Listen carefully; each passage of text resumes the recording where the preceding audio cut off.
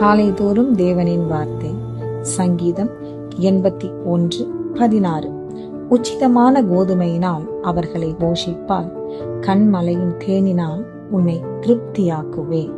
அன்பானவர்களே, தேவன் உங்களுக்கு முதற்தரமான ஆசீர்வாதங்களை கொடுக்க போகிறார். மிகவும் சிறப்பான நன்மைகள், சிறப்பான நாட்கள், சிறப்பான நிகழ்வுகள் உங்கள் வாழ்க்கையில் தோன்றப் போகிறது.